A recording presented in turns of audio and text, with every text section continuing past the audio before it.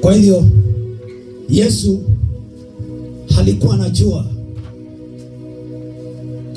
kuna vitu zinaweza pandwa,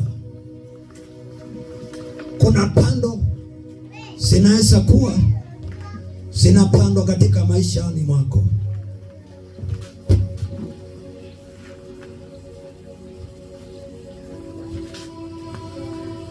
Katika maisha yetu kuna vitu aina mingi zinaweza kuwa zilinenwa katika maisha yetu. Inaweza kuwa ni pando mbaya, inaweza kuwa ni mwovu alipanda vitu. Kuna watu wanapandanga mashamba zingine,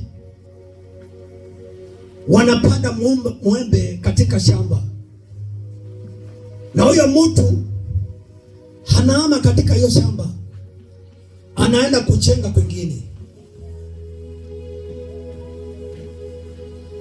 Kwa hivyo kunawezekana mtu anaweza panda pando katika maisha yako,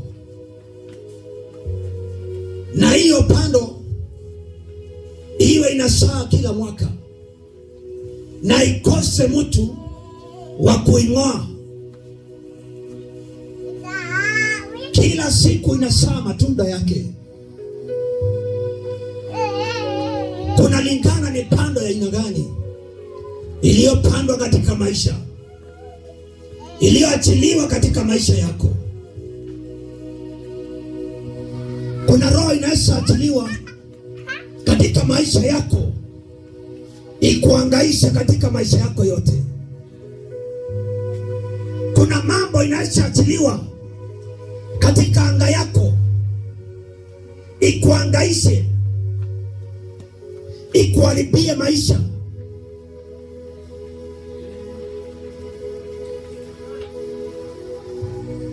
Na kukose mtu wa kunena katika eneo yako, ili hiyo mambo iliachiliwa iweze kuondoka.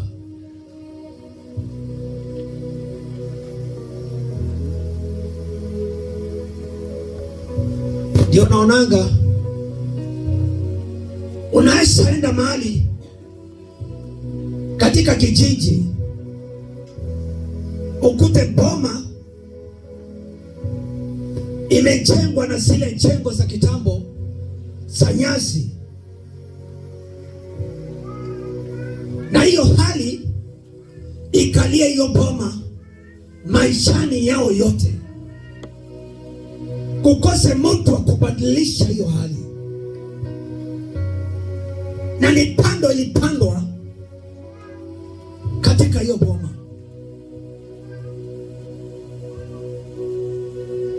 Unaonanga kuna roho ya utajiri, kuna roho ya umasikini, na roho ya umasikini inakuanga na nguvu sana kuliko roho ya utajiri. Roho ya masikini inaweza nyemelea utajiri imalize, ukikosa kujielewa, ukikosa kujua eneo yako ni gani. Unaweza ona miaka imeenda ukiwa unahangaika, ile roho inakuinda, ni roho inakuanga na nguvu sana. Ukose kujielewa, uinue mapema, uingie kwa maombi, inaweza hangaisha wewe. Uona unaamuka asubuhi na mapema, unaingia kwa kazi, lakini ile pesa hakuna vile inaweza saidia wewe. Pesa unashika, lakini haujui mahali inaendanga. Ile roho inakufuata na imetoka mbali, inaweza kuwa inatoka kwenyu na imekufuata na inataka ikuangamize. Kwa hivyo watu tukajielewe sana. Kufaa kwetu iwe ni shida, mienendo yetu iwe ni shida, mafanikio yetu iwe ni shida.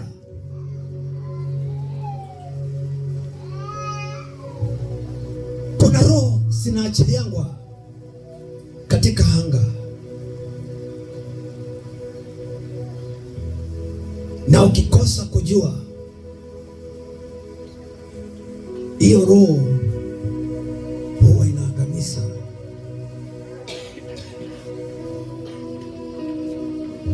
Ukienda kuinuka unaenda chini.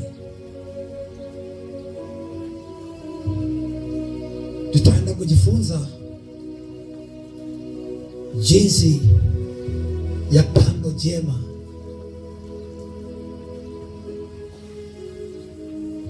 jinsi ya mpanzi mwema. Hatutaenda sana juu masaa imeenda. Saa hii ni saa 7. Bwana asifiwe.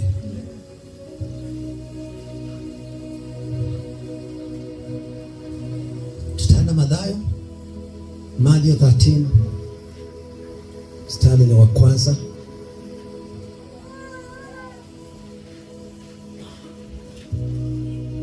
Ni maandiko mnajua sana, lakini kuna lingana unaichua namna gani.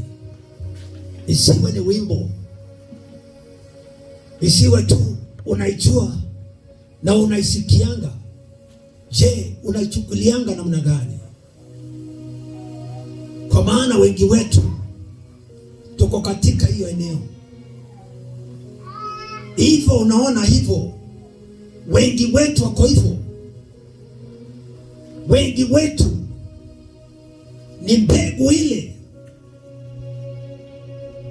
ambaye haiwezi kutulia, haiwezi kustahimili, haiwezi kuendanisha na uwepo wa Mungu, haiwezi kusikiza vile Mungu anasema, haiwezi kusikia kutoka kwa Mungu.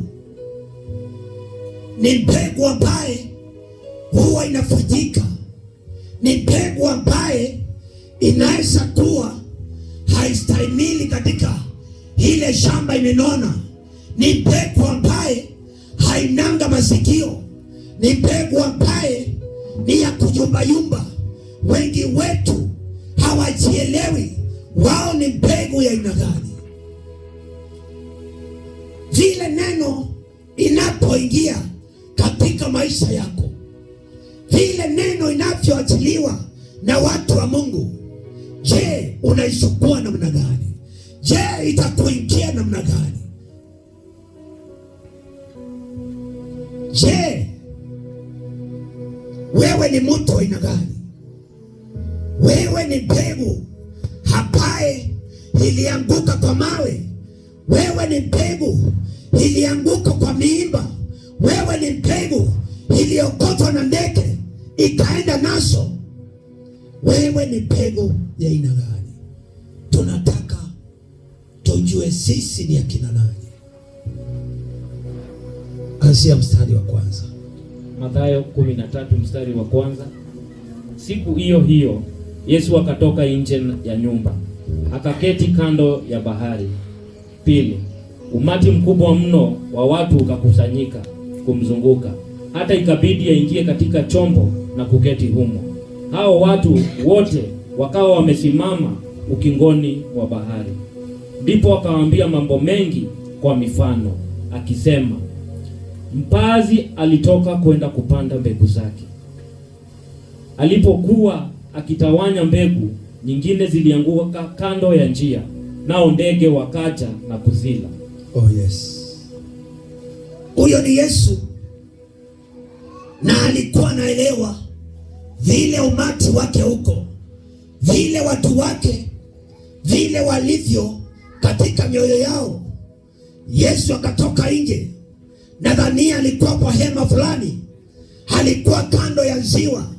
Akatoka nje na akaenda hapo kando, kulikuwa na ziwa, kulikuwa na umati wa watu wengi wakakusanyika mahali pamoja ili wasikie huyu Yesu anasema namna gani, huyu Yesu anatuambia namna gani.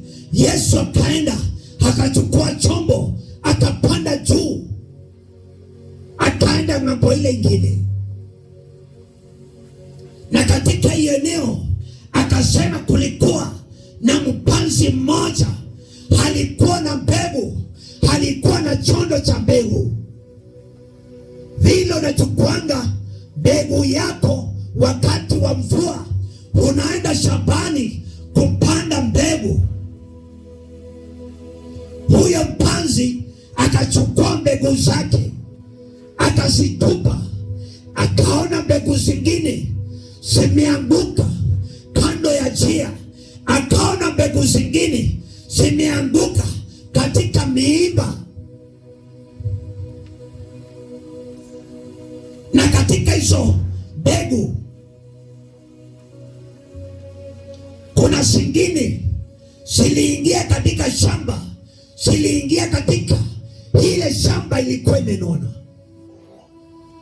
Katika hizo mbegu zimeanguka,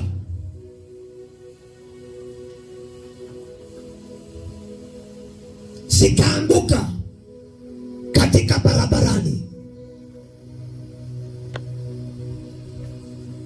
Hizo zilianguka hapo kwa maana kulikuwa na ndege wa angani watakuja wakaokota zile mbegu wakaenda nazo. Hao ni watu wale wanaingianga katika eneo ya kanisa, wanasikiza vile mtumishi wa Mungu anaongea, vile habari ya Mungu inaongelelewa, vile neno la Mungu inaachiliwa. Hao ni watu wenye wanaingianga katika hekalu la Mungu, lakini wakati mhubiri anaachilia neno, wanasikiza mzuri vile mhubiri anahubiri, lakini wakitoka nje ile neno inatoweka.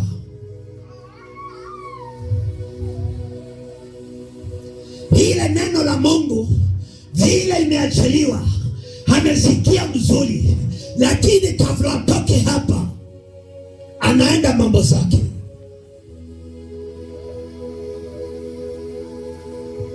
Huyo mtu ni mtu mgumu sana, hakuna wakati atapinduka.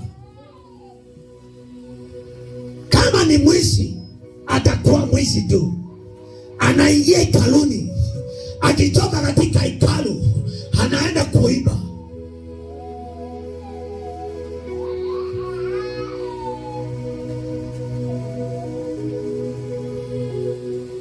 Asikiangi neno la Mungu, akiambiwa hivi na hivi ni mrahisi sana kusema amen. Anasema ndio, anasema amen, na akitoka katika hiyo kanisa, kama alikuwa msherati, hata usherati, ati kwa maana amesikia neno, hata iacha kutoka nje ya kanisa. Ile roho inamuingia, ile roho anaendanisha nayo. Hiyo ni mbegu ambaye imeanguka katika barabarani, ambaye haiwezi sikia neno, ambaye hiyo neno ikiachiliwa haiwezi ona mahali ya kuingia, haiwezi napata nafasi ya kuingia katika rohoni mwake, haiwezi ona mahali ya kutulia. Neno mtumishi ameachilia, amesema acheni na dhambi, lakini mahali naenda haina nafasi.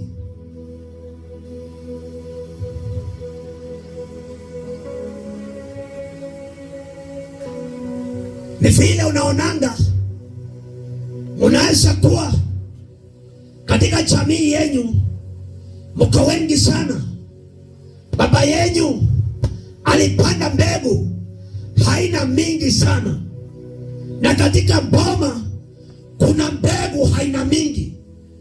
Kuna mbegu inaweza anguka katika barabarani, kuna mbegu haiwezi sikia neno la Mungu. Kuna watu aina mingi.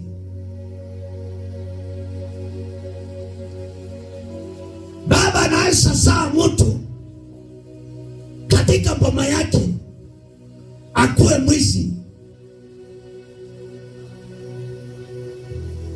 Unaweza saa mtoto akuwe msherati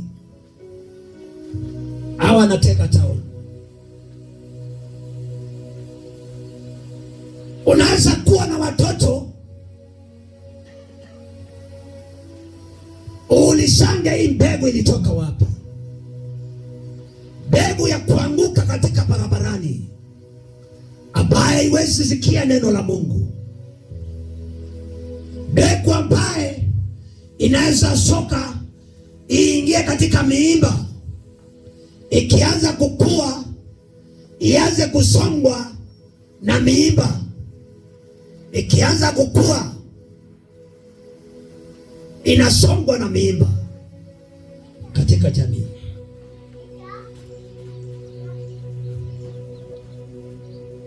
Katika jamii yako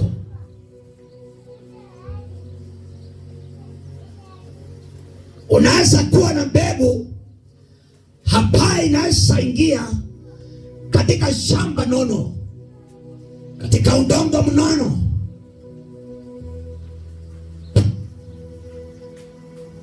Katika jamii yako mbegu ni aina mingi.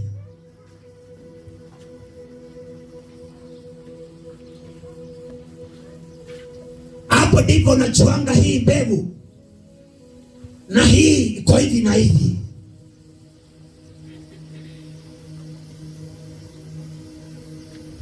Kitambo watu walikuwa nasema mtoto ule wa kwanza ndio anaongozanga boma. Hiyo ni uongo. Bwana asifiwe. Unaweza kuwa umezaliwa katikati na wewe ndio umebeba hiyo nyota ya hiyo boma.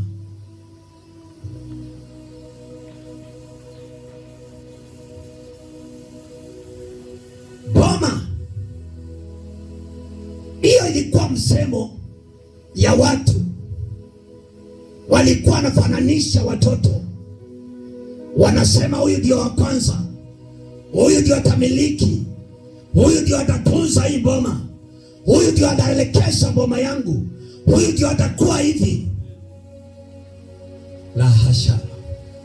Hiyo inaweza kuwa ni mbegu ambayo ilianguka katika miimba, ikienda kukua inasongwa na miimba ambaye isikiangi, ambaye wezi sikia vile baba anasema.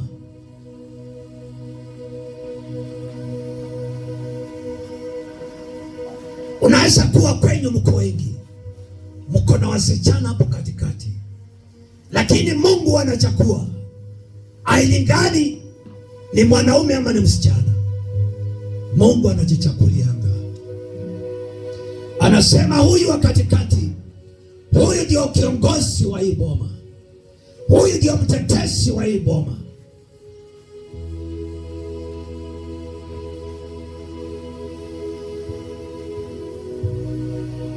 Huyu ndiye anaweza kusimama na hii jamii. Haijalishi wewe ni mtoto wa nyuma, haijalishi wewe ni mtoto wa wapi. Siku hizi wazazi wanafunguka macho. Mungu amewafungua. Hiyo mambo imepitwa na wakati. Hata kama mtu ni mlevi atakuwa kiongozi namna gani? Hata kama mtu ni msherati ataongoza boma namna gani? watu wasasi waangalie mbegu zenye ziko kwa boma yako, ujue hii mbegu hii imeanguka katika shamba nono, hii imeanguka katika barabarani, hii ni ya kusikia ama hii ni ya kupotea. Hii inaweza achia, hii inaweza acha imiliki mali yangu, hii inaweza acha iongeleshe walio nyuma, ama itawapoteza,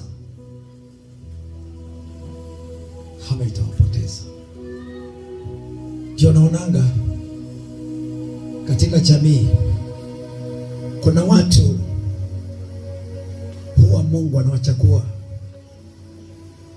hata baba akijisukumia kusema huyo ndio anafaa kusimama eneo hii, Mungu anachakuanga yule atakuwa kiongozi. Wewe ni mkubwa, lakini hauwezi elekeza watu hawezi kukufuata. Mbegu ambaye ilianguka kwa njia. Tuendelee. 5. Nyingine zilianguka kwenye ardhi yenye mwamba isiyo na udongo wa kutosha, zikaota haraka kwa kuwa udongo ulikuwa hapa. Lakini jua ilipozidi, mimea ikanyauka na kukauka, kwa kuwa mizizi yake haikuwa na kina. Haleluya. Zingine zilianguka mahali zikachipuka haraka.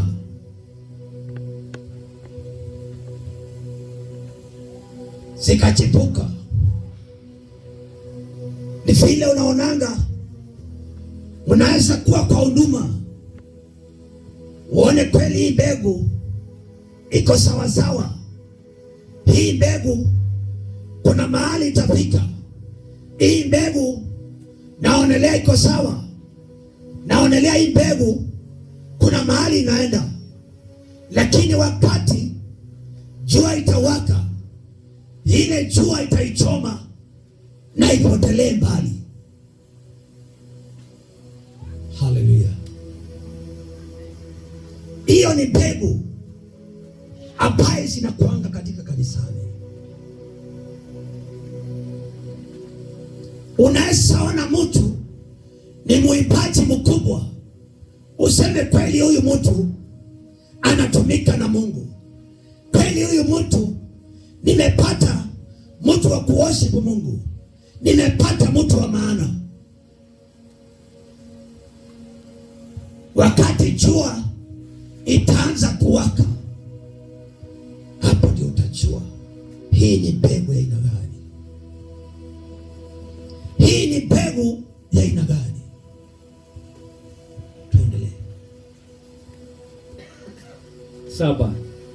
Mbegu nyingine zikaanguka kwenye miba, nayo miba hiyo ikakua, ikaisonga hiyo mimea. 8. Mbegu zingine zilianguka kwenye udongo mzuri, ambapo zilitoa mazao, nyingine mara 100, nyingine mara 60, na nyingine mara 30. Mwenye masikio ya kusikia na asikie. Haleluya. Bwana asifiwe. Maandiko inasema kuna mbegu ziliingia katika udongo mzuri, ambaye zilianza kusaa matunda, zikaanza kusaa mibabibu 100 kwa 100, zikaotea mzuri, kwa maana zimeingia katika udongo mzuri, udongo wa maana, udongo ambaye ulikuwa na mbolea, udongo ambaye ulikuwa na maji. Zikanenepa mzuri, zikaanza kusaa matunda, ambaye hii matunda ilisaa 100 kwa 100.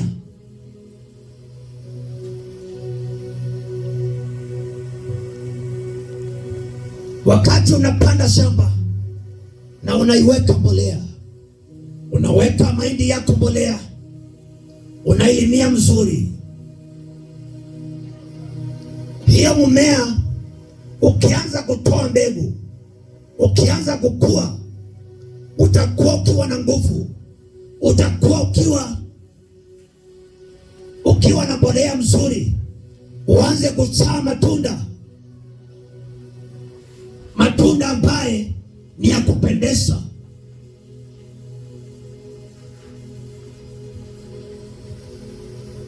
Inazaa 100 kwa 100. Hiyo ni mfano ya mtu ule ambaye huwa anakaa katika neema ya Bwana, huwa anakaa karibu na Mungu, huwa anakaa katika maombi, huwa anakaa katika neno, ambaye anakula chakula kizuri. Wakati unakula neno kila siku, unafananishwa na hiyo shamba nono, hiyo shamba ya mizabibu, hiyo mbegu mzuri ambaye inazaa 100 kwa 100. Na utazaa 100 kwa 100 kwa namna gani? Huyu ni mtu yule ambaye huwa anajiunganisha na Mungu, huwa anaendanisha na Mungu hatua kwa hatua, anaingia kwa maombi, anaingia kwa kufunga, anaingia kwa neno, anajilisha mzuri, anaingia maeneo mazuri, achanganyikani na mambo ya dunia. Yaani anakaa karibu na Mungu, Mungu anamtunza, anaanza kuzaa matunda mazuri.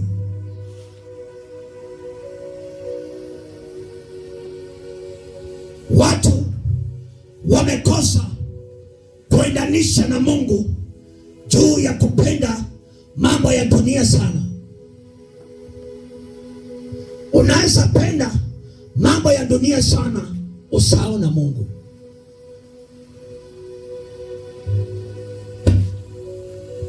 Unataka mambo makubwa makubwa,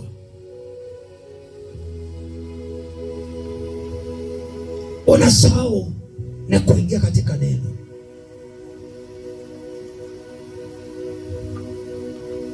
Unaingia katika ile manunguniko ya kila siku, unakosa kwenda mbele za Mungu. Mawazo yako inamdhihaki Mungu kila siku. Mawazo yako unakosa kuiunganisha na Mungu. Mawazo yako inakosa kutikisa Mungu. Mawazo yako inatoka kando ya Mungu. Kuna wakati Mungu anaongea na mawazo yako, lakini mawazo yako wakati unaiweka kando, Mungu hawezi ona nafasi. Mungu hawezi kukuongelesha, Mungu hawezi kukunenea, kwa maana mawazo yako iko mbali na Mungu. Unauliza Mungu, hii ni siku gani ambayo nitafanikiwa? Ni siku gani ambayo nitapata kazi? Ni siku gani nitafuata kufanikiwa? Unaingia katika mawazo ya kunungunika. Unakosa kusikiza Mungu, unakosa kusikia kwa Mungu, unakosa kusikia kutoka kwa Bwana, vile Mungu anasema, vile Mungu ananena.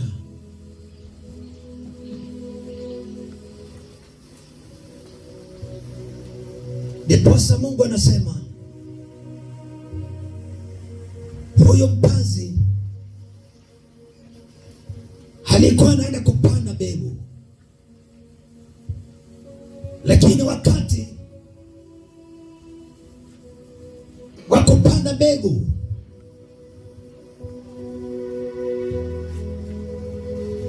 ile chondo kilianguka.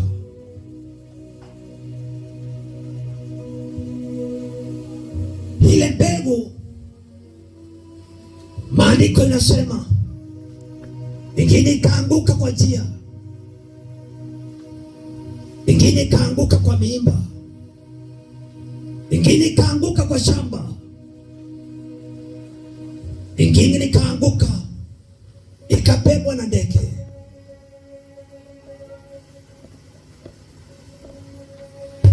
Katika hiyo mbegu tu watu wakakosa kuelewa. Hiyo umati, wakati Yesu aliwaongelesha akawapatia mifano kama hizo, wakaangaliana, wakauliza Yesu anasema namna gani? Hii mbegu ni gani hii Yesu anaongelelea? Wakashindwa.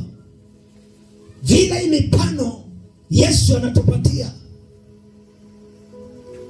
wakauliza huyu mpanzi alikuwa nani? Huyu ambaye alikuwa amebeba chondo ili aende akapande. Wakaangaliana, wakaangalia Yesu vile alikuwa anaongelesha. Hii umati ukaangaliana, wakashindwa jinsi vile Yesu amewaambia, vile Yesu amewaelezea. Kwa maana Yesu aliwachunguza katika mioyo wao, aliwaangalia vile walivyo, aliangalia mawazo yao, akaangalia vile walivyo, vile wanatembea, vile walivyo, akawasoma ili akawapatia hii mfano wa mpanzi wa mbegu. Akaona wengi wao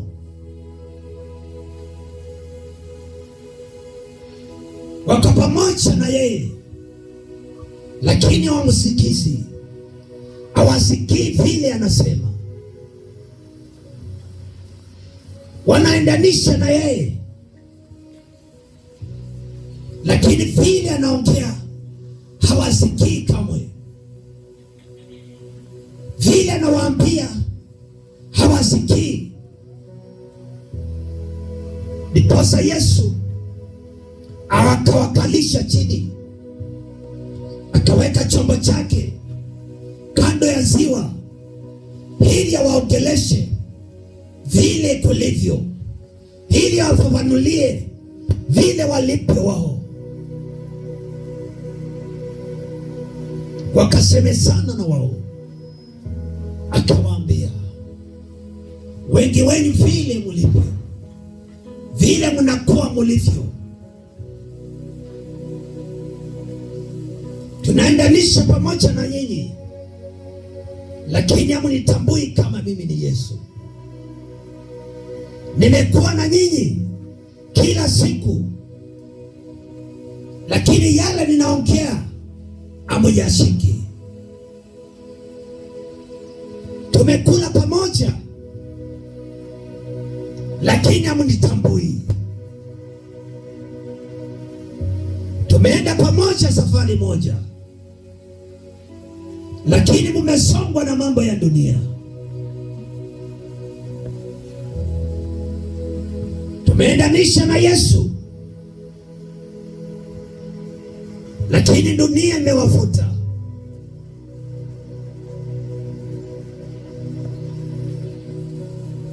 Yesu ukaendanisha pamoja na yeye, lakini mukakosa kujua kama Yesu amewaita. Ukamtumikia Bwana, lakini bado mnasongwa na mambo ya dunia.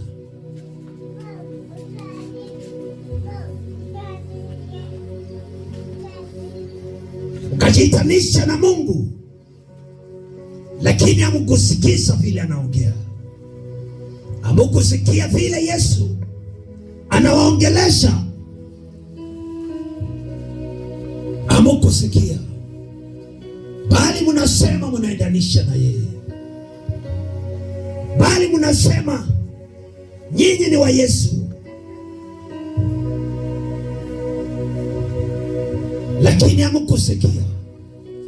Hamukuweza kukaa mzuri na Yesu.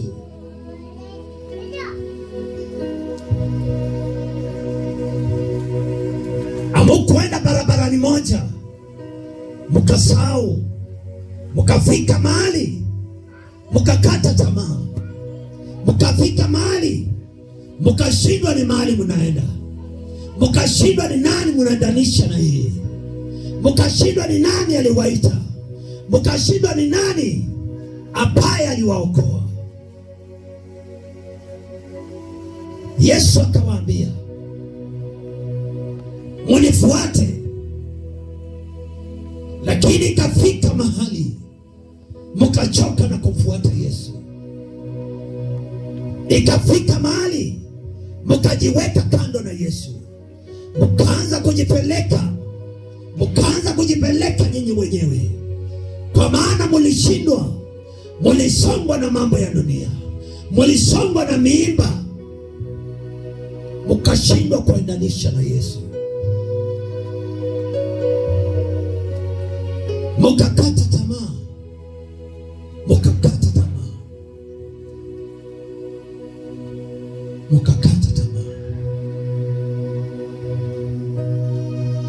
Ndiposa Yesu anawafananisha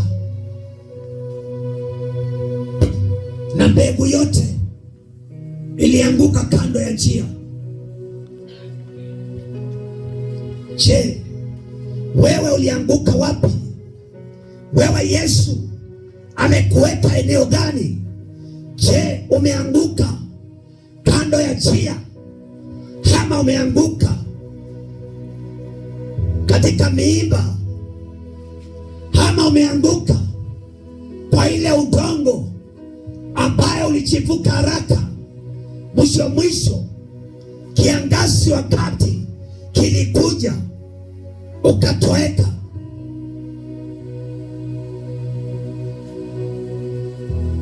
Kiangazi wakati kiliingia ukakauka, haukustahimili kiangazi, haukustahimili kukaa karibu na Yesu, haukustahimili kuendanisha na Yesu wakati kiangazi kiliingia, haukustahimili. Ili kuendanisha na huyu Mungu kuna kuamua. Ile mbegu mzuri huwa inaamua wakati Mungu ameiweka katika udongo mnono. Kuna ile maamuzi yake, kuna ile kuamua, kwa maana Yesu amekuweka katika udongo ile mzuri. Kuna ile maamuzi yako, ina ile maamuzi yako unasema, Yesu ameniweka katika udongo ile udongo mzuri. Unangojea mvua inyeshe, unangojea uwekelewe mbolea. Yesu akuweke kwa mbolea mzuri. Hapo kuna ile uamuzi, ile mbegu mzuri, ile mbegu Yesu ameichagua mzuri, ameiweka mahali pazuri, ameiweka mahali udongo mzuri iko. Kuna uamuzi huko hapo, kuna ile uamuzi. Hata kama ni nini inakuja kung'oa ile mumea, haiwezi ng'oka hapo.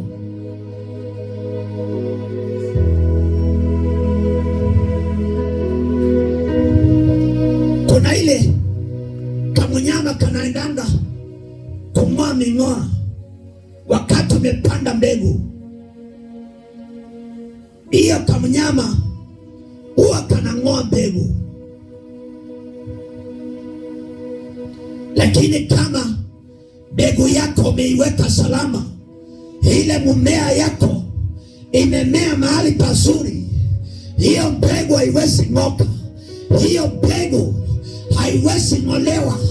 Hata nini ikuje haiwezi ng'oka hapo, hata nani akuje hawezi kugung'oa, hata majaribu gani ikuje haiwezi kugung'oa, hata nini ikuje haiwezi kugung'oa, hata majaribu ikuje haiwezi kugung'oa, kwa maana Yesu amekuweka mahali pazuri, amekuweka mbolea, amekuweka mahali pazuri.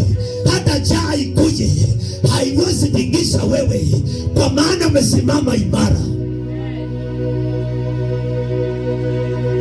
Ile mbegu mzuri ambaye Yesu ameichagua mzuri, Yesu ameichagua, ameiweka katika udongo, ameiweka katika mbolea, ameimwagilia maji, ameiweka mzuri, ameilimia mzuri, ameiweka mahali pazuri.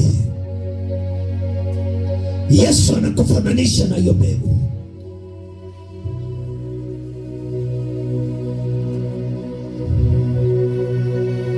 Yesu amekuweka katika ile udongo mzuri, ile udongo, na akakuweka mbolea, ile mbolea ya maombi, ile mbolea ya kufunga, ile mbolea ya kusoma neno. Yesu anakuweka na akakutia nguvu ili uweze kufunga, ili uweze kung'oa ile mimea inaweza kuja kumea karibu na wewe.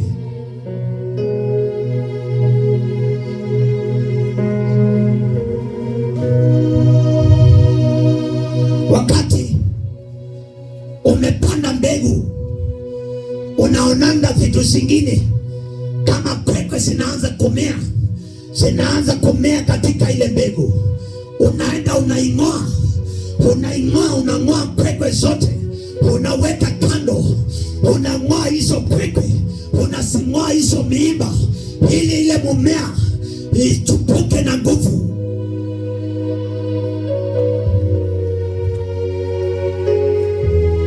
Kuna vile Yesu ametupanda ndani yake, Yesu ametupanda ndani yake, Yesu ametulimia mzuri, Yesu ametuweka mzuri. Wakati kwekwe inaingia katika maisha yetu, Yesu ndiye anang'oa kwekwe, anaweka kando ili ustahimili. Utastahimili namna gani? Utastahimili namna gani? Yesu amekutenga. Yesu ndiye mtetezi wetu, Yesu ndiye kiongozi wetu, Yesu ndiye njia, kweli na uzima. Wakati amechagua, wakati alikuchagua na akakuweka katika ile udongo mzuri,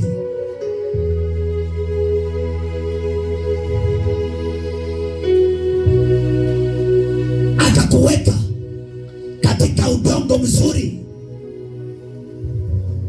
Hapo Yesu anaanza kukutunza. Yesu anakuondolea vikwazo, hata watu wakuseme, hata watu waongee yako. Yesu ndiye anang'oa hizo kwekwe, hata watu wakuseme, hata watu wakutukane, hata watu wakuone bure, hata watu wakusonge. Yesu anaendelea na kukutia nguvu, kwa maana wewe ni mbegu mzuri, wewe ni mbegu nzuri ya Mungu. Yesu alikuweka kando, Yesu amekuweka kando ili akutunze mzuri, ili akuendanishe na wewe. Wakati Yesu anakushika mkono, anakuambia mwana wangu, kuja twende, anakushika mkono, hata nani aongee, hakuna mtu ataweza kukung'oa hapo. Hata watu waseme nini, hata watu waongee yako nini, hata masikini kusonge, hata ukose chakula, hata maisha kusonge,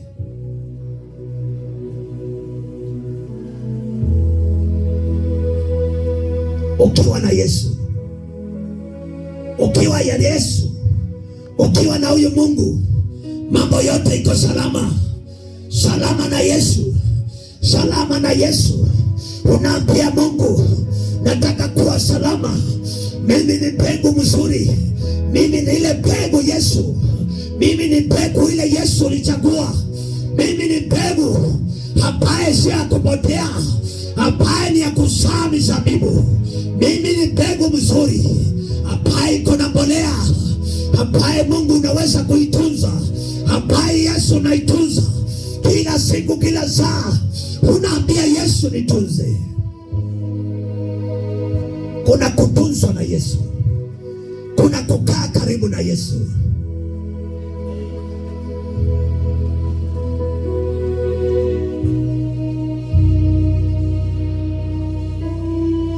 Tusilale mwawe shetani asipande magugu ndani yetu. Wakati unalala, wakati unakosa neno, wakati unakosa maombi, wakati unakosa ushirika wa Mungu, ni rahisi sana naye shetani akuja pande magugu.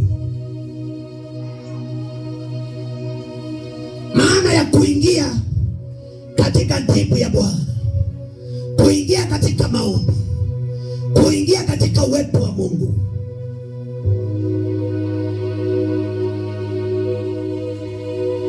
kama hii wakati ni wakati wa kumkaribia Mungu, kama kuna wakati wa kusongea kwa Mungu ni huyu. Wakati wa kujiitanisha na Mungu ni kama huyu. Hii ni wakati ambayo shetani anataka kujitukuza. Shetani anajitukuza na magonjwa mbalimbali, magonjwa aina mingi, magonjwa sugu. Shetani, hii sio wakati wa kulala.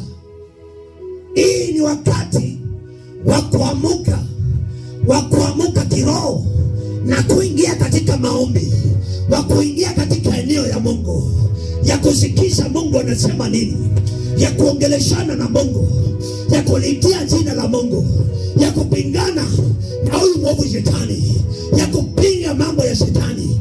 Hii ni wakati wako, hii ni wakati wako wa kuinuka eneo ingine.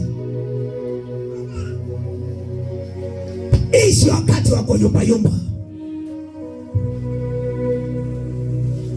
Hii si wakati wa kulaumiana. Hii ni wakati wa kuinuka.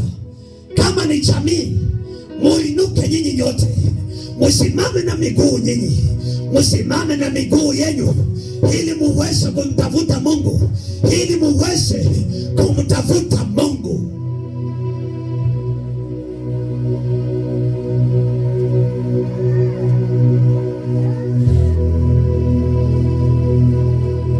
Unaonanga, unaweza lala ukiwa mzima, ukiangalia katika ulimwengu wa kiroho, na hata ukiangalia katika maruninga, unaona maugonjwa ambaye haujui inatokanga wapi.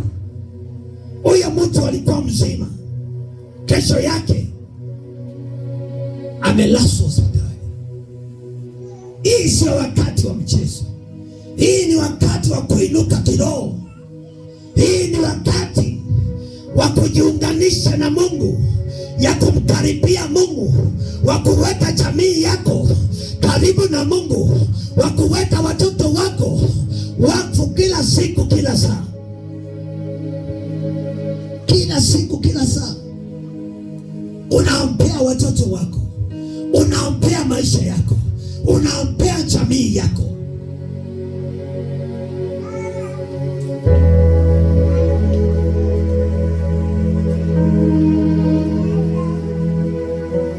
Kwa maana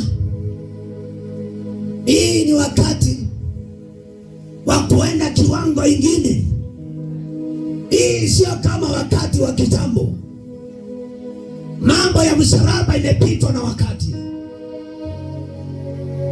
Msalaba unagonga hapa na hapa. Hiyo imepitwa na wakati. Hii ni wakati wa kusimama na miguu yako, ya kuliitia jina la Bwana, ya kupingana na vifungo zote, ya kuwindana na mkuu wa anga. Unamwangusha chini, kwa maana ameinuka juu. Unaitana juu, unaitania jamii yako.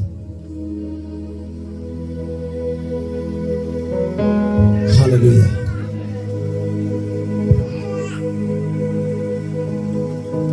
Wengine waombeangi chakula hata wakikula, ikiwekelewa kwa meza tu, shiba lala, usiku hata hawezi omba.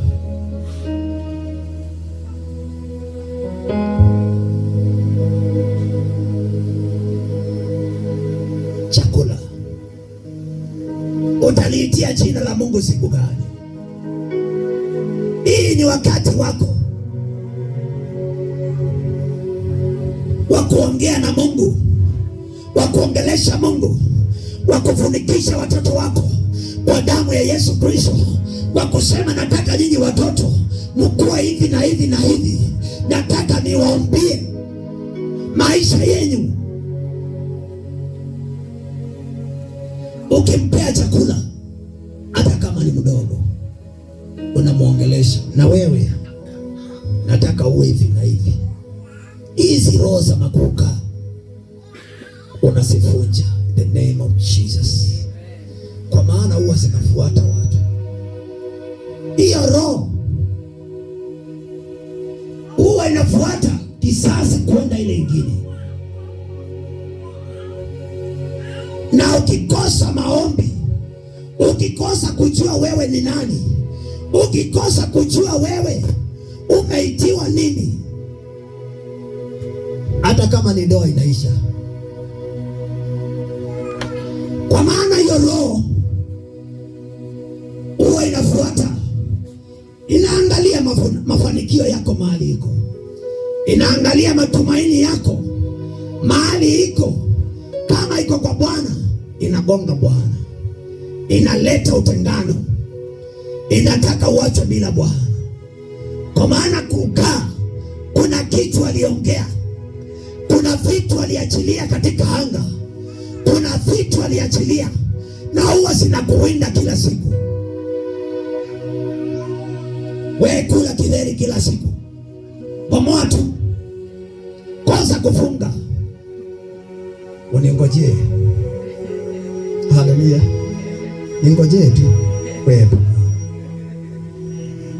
Karibisi, bomoa kidheri.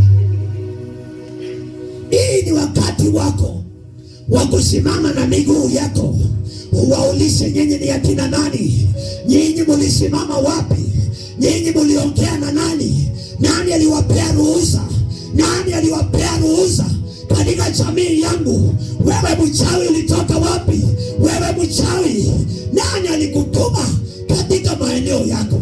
Nani alikuongelesha? Nani alikupea ruhusa? Nani alikuambia hivi? Nimekufunja sasa.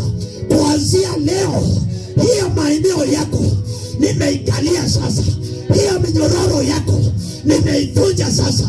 Hiyo minyororo yako, wewe mchawi uliongea katika maisha yangu, hauna nguvu sasa. Nimekukandamisha, nimekupaa sasa kwa jina la Yesu Kristo. Reba Santa, ribo shika, ribo kanta rabo, ribo kanda rabo shika. Oh,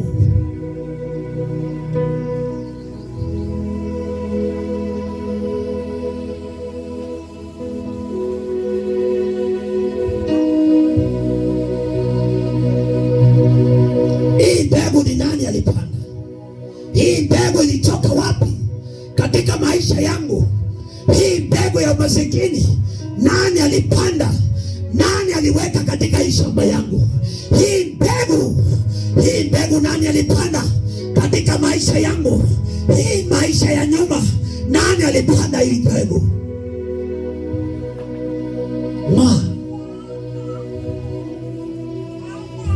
Hizo mbegu, jing'olee wewe Jing'olee zingine moa, zile zinakulemea leti hapa, tung'oe the name of Jesus. Hii sio wakati wa watu wa Mungu kufungwa.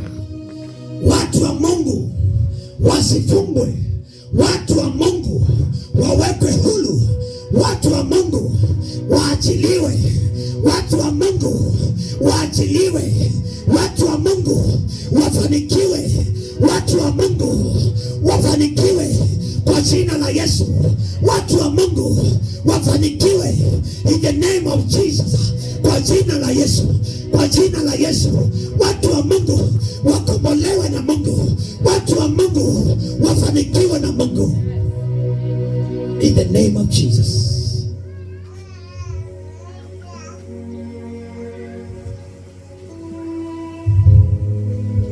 Simba wa Yuda,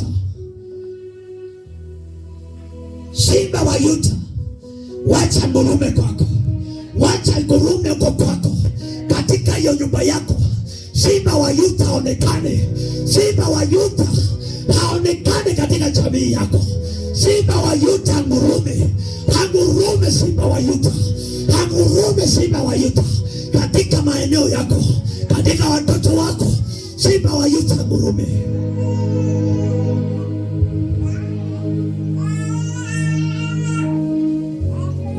In the name of Jesus. Yesu akaongeleza. Yesu akanena na wao.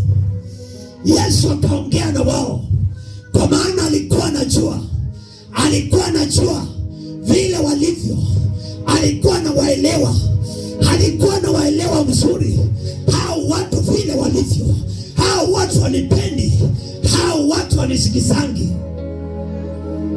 Yesu akawaona kando, akawaona kando,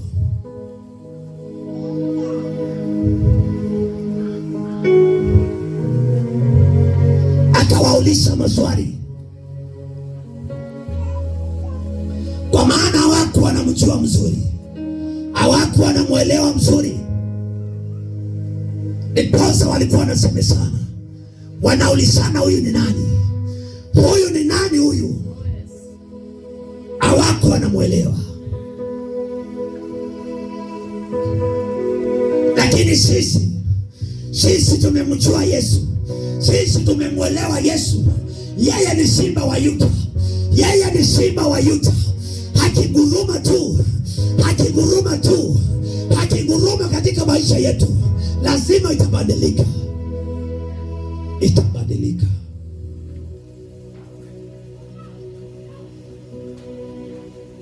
Itabadilika.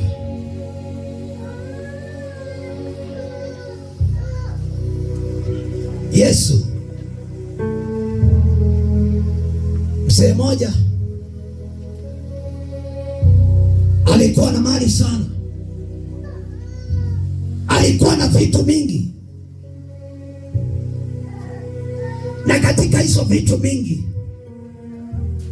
yeye ndiye alikuwa kusema katika hiyo mji. Lakini alikaa akanyamaza, akajiuliza maswali, kwani mimi ninasikianga huyu Yesu, ninamsikianga kwa majina na sijawahi muona. Kwani huyu Yesu ni mtu wa aina gani? Mimi niko na mali, mimi niko na vitu mingi, lakini huyu Yesu simjui.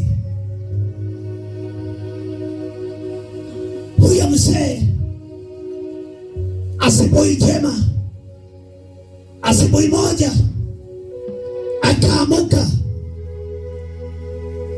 akasikia msemo,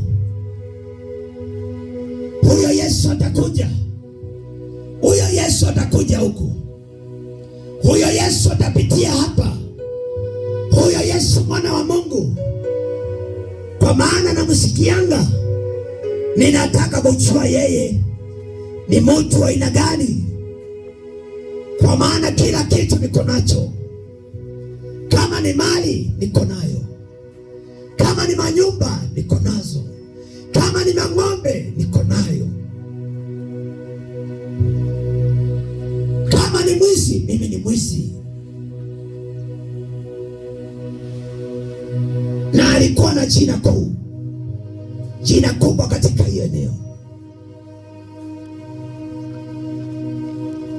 Wakati alisikia tu ati Yesu anakuja Jeriko, akauliza ati nini, ati mnasema nini? Yesu atakuja. Akasema siku ya leo ni mimi na huyo Yesu. Nataka nimjue mzuri, nataka nimuelewe mzuri. Maandiko nasema akasimamisha mambo zake zote, akushughulika na mali zake, bali amjue Yesu, bali amuelewe Yesu, bali amtembee, bali atembelee Yesu. Maandiko inasema wakati aliona Yesu, wakati alisikia Yesu ako karibu, huyo jamaa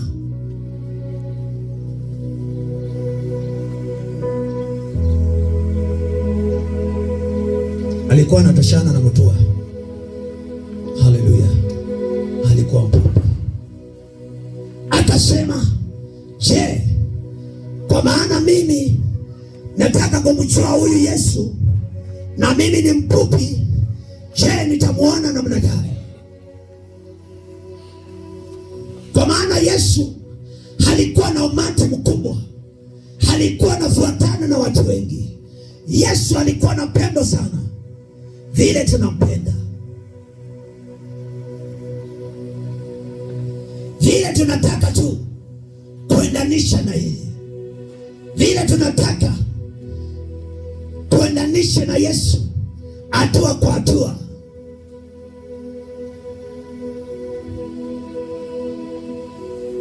Huyo mzee akatoka mbio ili amjue Yesu, ili amuelewe Yesu, ili amjue Yesu mzuri, ili ajue Yesu. Huyu Yesu nasikianga, huyu Yesu ni wa kutoka wapi? Huyu Yesu nasikianga nikiambiwa ni Yesu wa baraka, nikiambiwa Yesu ni wa baraka, nikiambiwa Yesu atanibariki. Ninataka kujua siku ya leo, ninataka nimuelewe, ninataka nijue Yesu. Yesu ni wa aina gani? Akachelemuka chini ili akutane na Yesu, ili amuelewe Yesu, ili amuelewe Yesu, ili amjue zaidi, amjue zaidi, amjue zaidi. Sisi tunataka kumjua Yesu, tunataka tumjue Yesu, tumuelewe Yesu anataka namna gani, Yesu anataka nini katika maisha yetu, Yesu anataka nini katika hii maisha, anataka nini katika hii wokovu wetu, anataka nini katika hii maisha. Tunataka tumjue zaidi, tunataka Yesu tukujue zaidi, tunataka Yesu, tunataka tukuone katika jamii zetu, tunataka tukuone Yesu. Tumehangaika, tunajua tumehangaika katika siku mingi, tumekulilia, tumelia siku mingi, bali tutakuona. Lakini tunatelemuka sasa, tunakuja kwako ili tukujue, ili tuone matendo yako, tuone jinsi ulivyo, tuone jinsi vile Yesu unataka, tujue jinsi unataka namna gani, tujue Yesu unatakaje juu ya maisha yetu. Tunakuja, tumeanza safari Yesu. Hii safari tumeianza Yesu, ili tujue Mungu unatakaje na hii jamii, unatakaje na hii maisha yetu, unatakaje na maisha yetu? Tunataka kufanikiwa, bali hatujafikia wewe. Tumekutafuta Mungu wetu, bali hatujakufikia.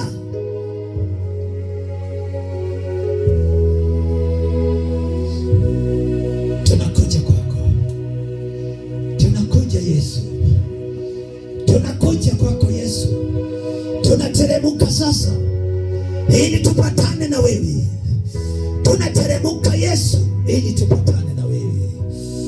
Zakayo akateremka, akatoa koti yake akaweka kando ili akujue zaidi, bali hakukuona juu ya umati, hakukuona juu ya umati mwingi. Ikabidi Yesu apande juu ya mti. Yesu ili akutazame mzuri, ili akuone mzuri, ili akutazame. Sisi tunataka tukutazame, tunataka tukutazame. Tumetoka mbali Yesu, tumetoka mbali, tumetoka mbali Yesu. Yes, hii safari ni chungu.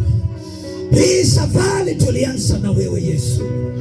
Hii safari Yesu tulianza na wewe. Safari imefika mahali, inafika ni kama Mungu, inafika kama tunaanza kulemewa, kwa maana Yesu hatukuoni. Yesu hatukuoni. Umati umekuwa mwingi, safari imekuwa mzito, safari imekuwa mzito Yesu. Umati umetuzingira, mambo imetuzingira Mungu wetu, mambo mazito Yesu imetuzingira, mambo mazito Yesu imetuzingira, hata tunakosa chakula, hata tunakosa matumaini Yesu. Yesu, tuko njiani, tutaenda wapi? Maisha imeinuka, maisha imetukalia. Hii safari Mungu, unataka tuianze namna gani? Bali tumevaa viatu za chuma, bali safari inafika mwisho, inafika mwisho Yesu. Bwana Yesu, Bwana Yesu, ikabidi tupande juu ya mti ili tukutazame mzuri, tukutazame mzuri Yesu. Bali safari tulianza na wewe, tulianza na wewe Yesu. Ukatutoa mbali Yesu, ukatutoa mbali Yesu, ukatutoa mbali, tukapanda ngali yako Yesu. Hii ngali yako tulipanda pamoja, hii ngali yako tumepanda, tumekalia ngali yako. Hii safari imekuwa mzito, ngali yako Mungu wetu tumeikalia pamoja,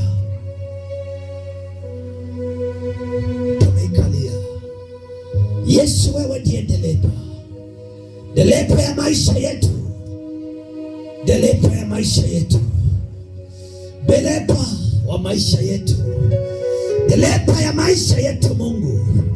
Lakini kwamba Yesu tuko na wewe, Yesu tuko na wewe, hatukuachilii, hatukuachilii hata kama maisha ni ngumu, hatukuachilii hata kama maisha imefika wapi, hatukuachilii.